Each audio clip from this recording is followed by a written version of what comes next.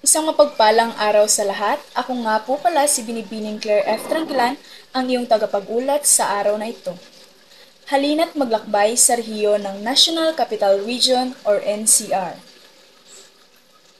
Mula sa atas ng Pangulo, itinatag ang NCR noong November 7, 1975. Pinakamaliit sa mga rehiyon ng Pilipinas ang Kalakhang, Maynila.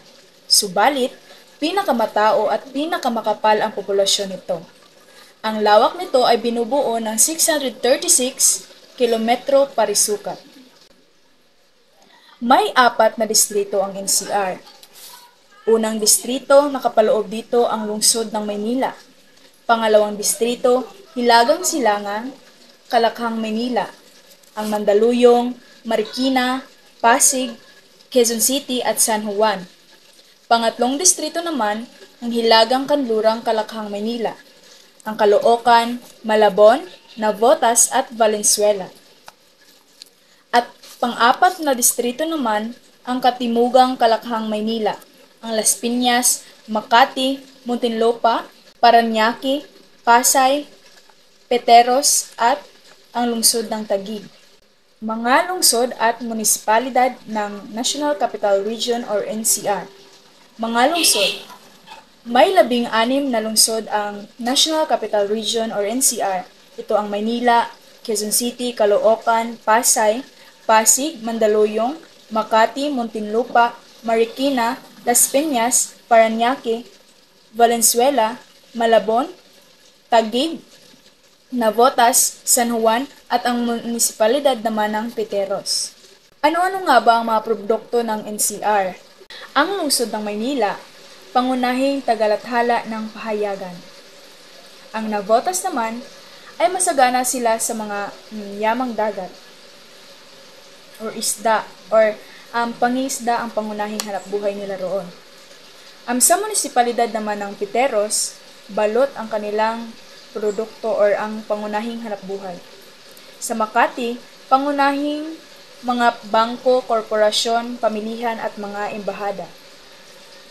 Sa Malabon naman, ipinagmamalaki nila ang Pansit Malabon. Sa Marikina, ang Marikina ay tinatawag na shoe capital of the Philippines o pagawaan ng mga sapatos.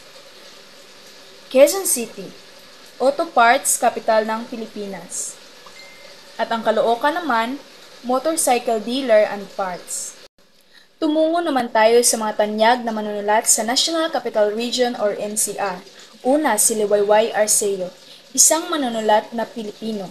Lumabas noong panahon ng ikalawang digmaang pandaigdig noong 1944 sa pelikulang mga malalaking bida tulad nila Carmen Rosales, Norma Blancaflor, Leopoldo Salcedo at Jose Padilla Jr.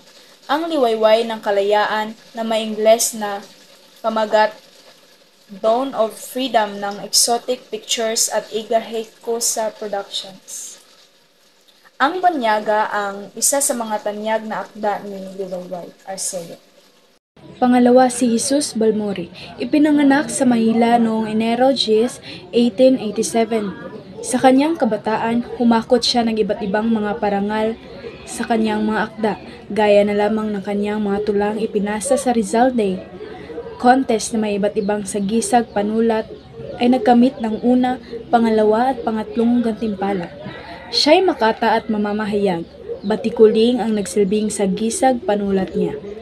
Tinipon niya sa isang aklat ang pinamagatang Makasi Dinipa ang Bahay Kumpawid noong 1938, ang kanyang mga tula na nagtamo ng unang gantimpala sa patimpalak Commonwealth noong 1938. Naging kalaban niya si Manuel Quezon sa balagtasan sa Kastila sa paksang El Recordo y El Olvida. Sinulat ang kanyang tulang A Cristo or Kay Cristo.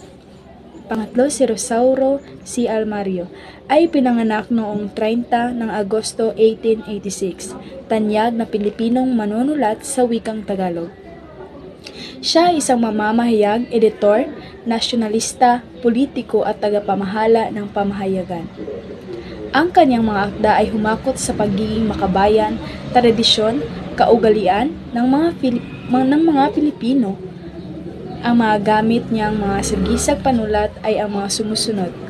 R.O., Noel, Batang Simon, Matanglawin, Rick A. Clarin, Raksa Soliman, Petronio, and L. Satiren. Pang-apat si Amando V. Hernandez. Siya ay tinaguriang makata ng manggagawa. Bukod sa pagiging makata, kwentista at nobilista, siya ay isa ring mamamahayag. Ilan sa pinakamatanyag niyang tula ay ang Bayani. Panglima si Faustino Aguilar. Ipinanganak noong Pebrero 15, 1882. Isang katipunero, mamamahayag, nobilista, editor at iba pa. Siya ay sumapi sa katipunan noong siya ay 14 years old pa lamang.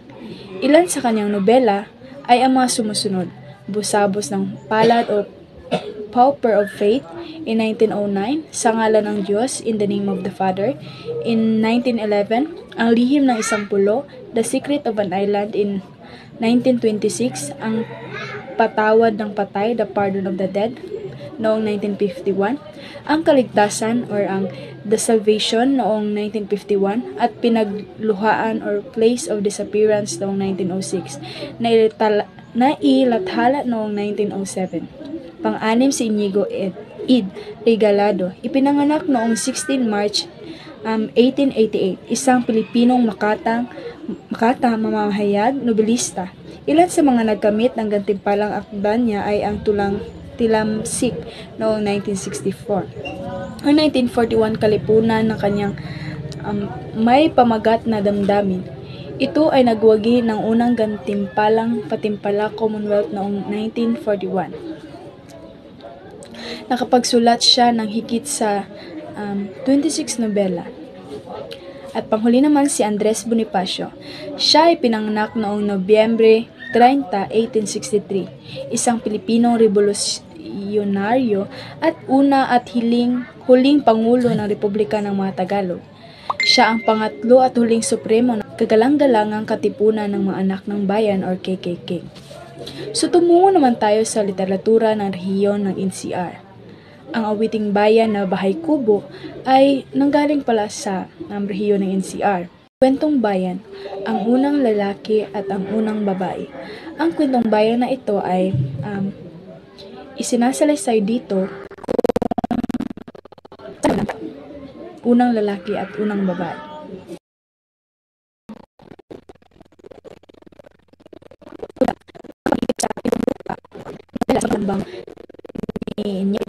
Balatasan ang gunita at ang limot ni Jesus Balmore. Sanaysay, ang ningning at ang liwanag. Hindi hikayat ko ang lahat na magsaliksik or magbigay ng oras para sa pagbasa ng mga akda or mga sikat na akda ng mga manunulat sa NCR.